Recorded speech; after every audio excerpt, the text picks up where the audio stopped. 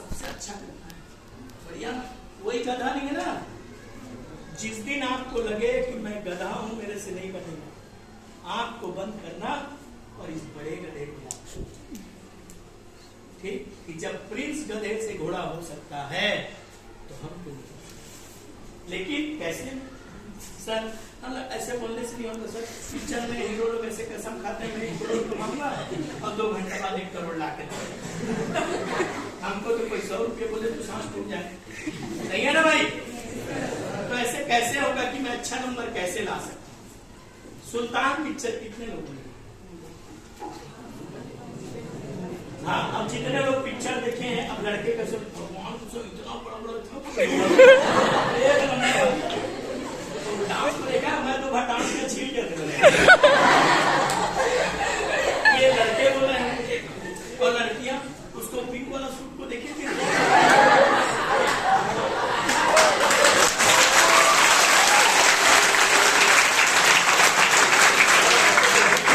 जबकि मेरा कहना है उस पिक्चर में, चलिए थोड़ा से पिक्चर में चलते हैं। उस पिक्चर में सलमान खान कुछ नहीं करता, एवं ही गांव में घूमता था छतरी का नाम। जो अनुष्का लड़की थी वो स्टेट प्लेयर चैंपियन थी, she is having name and fame both.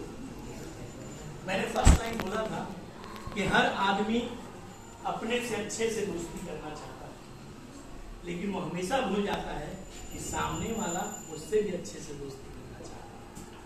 तो अगर मुझे किसी से दोस्ती करनी है तो मेरे को उसके काबिल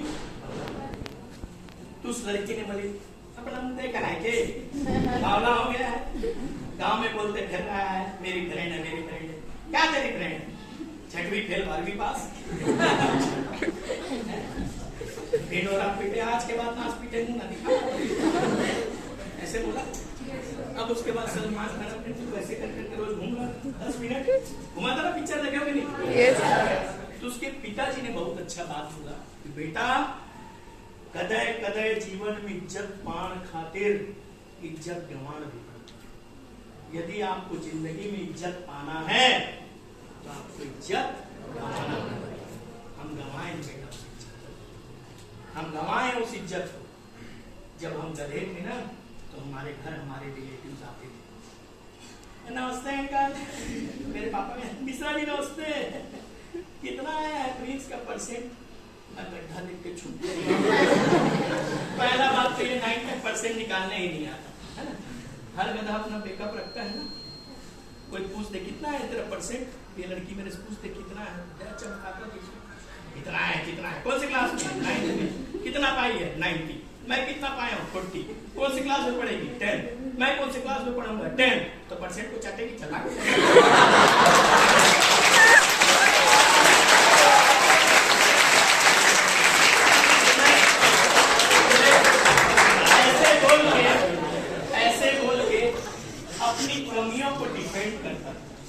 अपनी गलतियों को डिफेंड करता था। किससे?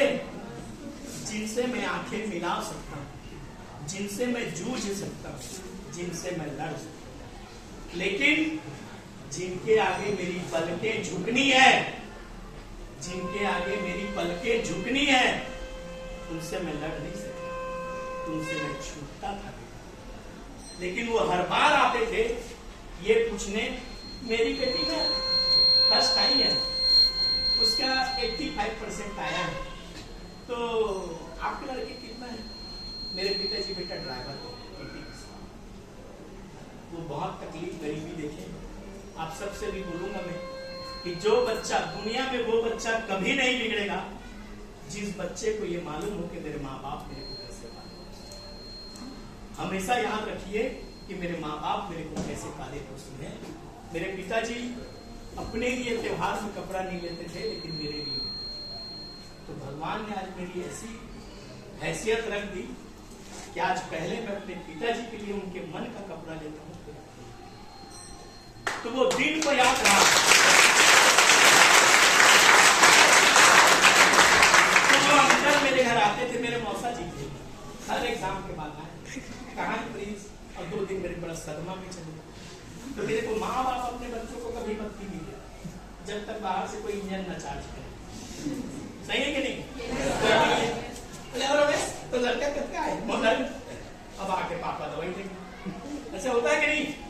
ऐसे ही माँ मेरे मौसा जी मेरे पापा को दवाई दे देंगे और मेरे को दवाई देंगे। तो रिजल्ट आए तो मेरे को ऐसे लगे भगवान के समय 4-5 दिन का शोक सभा लगेगा, क्योंकि हम कभी सोचे ही नहीं घोड़ा हो सकते हैं। ठीक।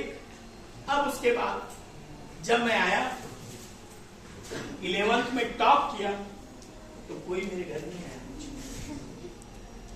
जब मैं 12th में पोजीशन होल्ड किया तो मेरे मौसा कभी नहीं। जब 11th में मेरा 77% था, हाँ 12th में मेरा 58.8% था भाई, और हमारे टाइम में सीबीएसई में 60.2 फर्स्ट था। मेरा बिजनेस में हाईएस्ट था 48 आज चलता है। हमारे टाइम में वो सब नहीं था।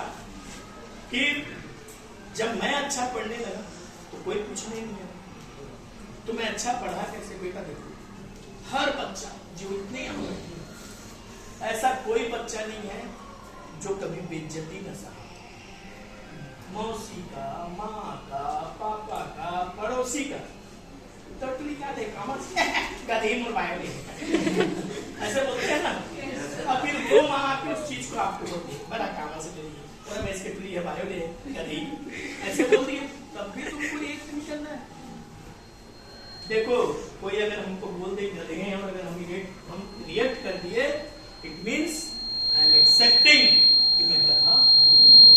Don't express with your words, express the same with your efforts. चिंता मत कर, तू कॉमर्स में बायो लिया है ना, मस्त चुपचाप पढ़, किसी के लिए नहीं, तुम उसी के लिए। मेरे कॉमर्स कैसे बोली, मेरे कॉमर्स कैसे पढ़ो। जब भी पढ़ने का मन ना हो, आज से बुद्धि को यूज करो।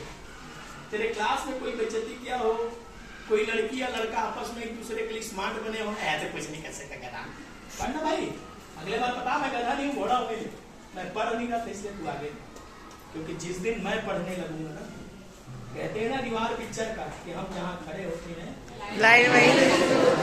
बस हमको दिमाग में रखना है कि मैं अच्छा कर सकता हूँ और मेरे से अच्छा होगा। तो जब मैं पढ़ना, देखिए बुढ़ापे में मैं पीएससी क्लियर किया हूँ। 37 ईयर के एज में मैंने पीएससी क्वालिफाई किया और आज कॉलेज में प्रोफेसर। ठीक, वो प्रिंस जिसका जोर से। And today I am second class gazetted officer. ठीक है, हमारा प्रोटोकॉल रैंकिंग में जाएंगे तो हमारे साहब कलेक्टर से ऊपर पोस्ट पे। ताली बजाइए सर। और हम लोग डिप्टी कलेक्टर के ऊपर पोस्ट पे हैं, प्रोटोकॉल उनका एडमिनिस्ट्रेटिव पोस्ट है, हमारे तो मैं इसलिए नहीं बता रहा हूँ कि मैं होशियार हूँ, मैं इसलिए बता रहा हूँ कि मेरा कोई भी छोटे बच्चे जो यहाँ बैठे हुए, मित्र समझ लो, भाई समझ लो, बहन समझ लो, कोई गधा नहीं। बस उसको ये नहीं पता है कि मैं मेहनत कर सकता। तो मैं डीएवी में नौकरी कर रहा था। 2007 में मेरा ट्रांसफर हुआ बस्तर। हाँ, तो जब मेरा बस्तर ट्रांसफर किए, मैं छोटा सा बच्चा था। अब बस्तर नक्सलाइट बेल्ट है, कैसे करूं, क्या करूं, क्या करूं। नहीं तो मैं डीएवी में खुश टिल द डे।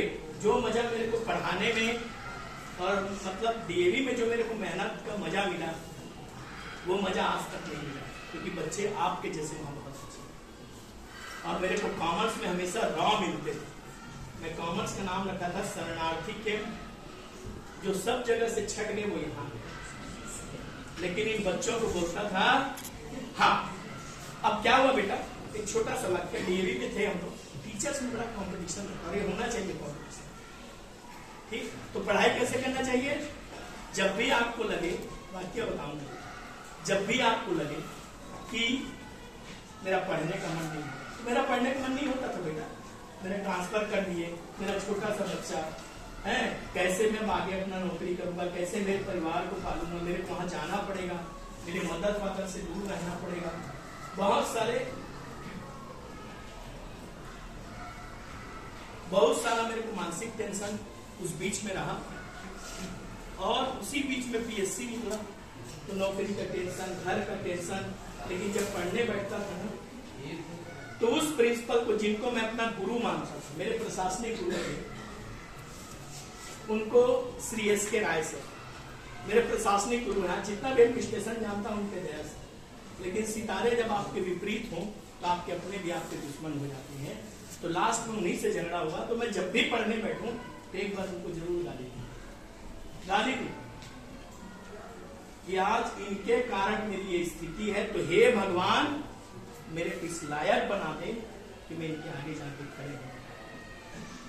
फिर खूब मन होता है, फिर पढ़ने का मन ना हो तो फिर बोलूं ऐसी गधा रहूंगा तो क्या मुंह लेके जाऊंगा मेरे भाई सर के सामने।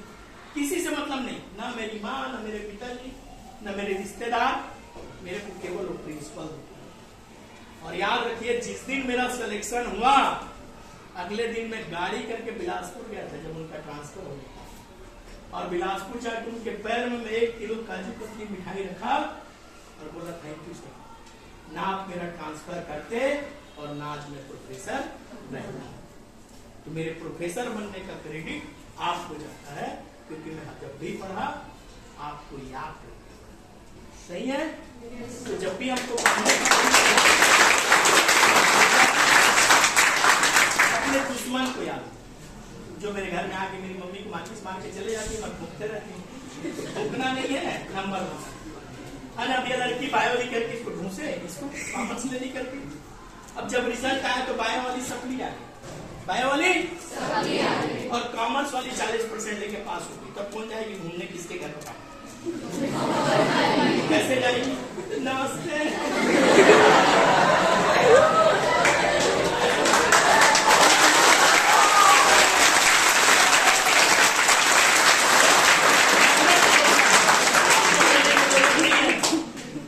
वो फिर कैसे सफाई? एक्चुअल में क्या है ना, बायो जो था ना वो टफ हुआ, वो तो मैं जान रहा था, इसलिए मैं अपना अक्कल लगाया और तू पड़ोसी के अक्कल में चला, तो इसलिए तू सफली आ गया और मैं पास। ठीक, अब आई तो क्या हुआ, जब मैं डीएवी में था तो टीचर्स में बड़ा कंपटीशन, सामने से बहुत सुंदर लग रही है मैडम आप, सब जगह रहता है, ये कॉमन है।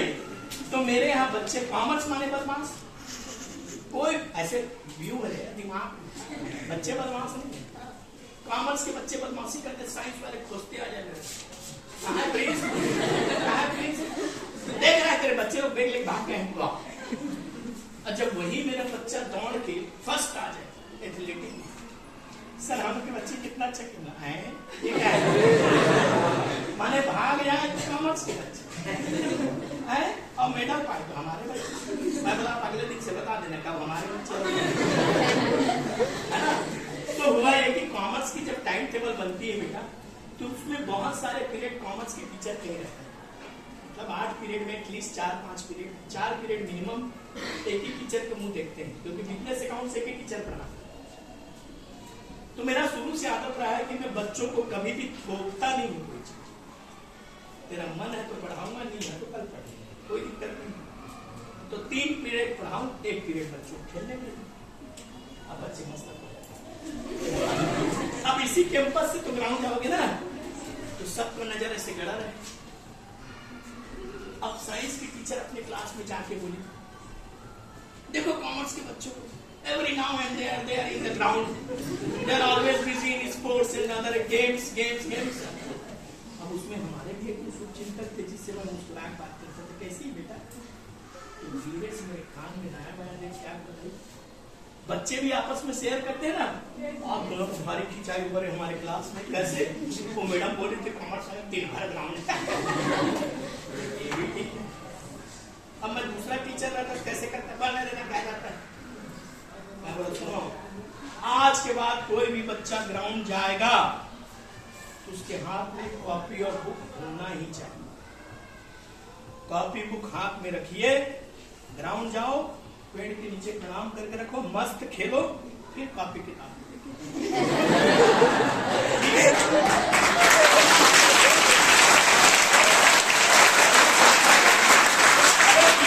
बाकी है मेरे लोग। अब एक हफ्ते बाद वही टीचर अपने बच्चे लोग को बोल रही है, science student you all are duffers, see the student of commerce, every single minutes they are using in their study for their studies.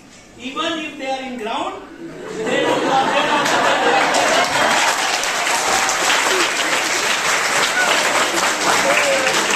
क्या करते हैं?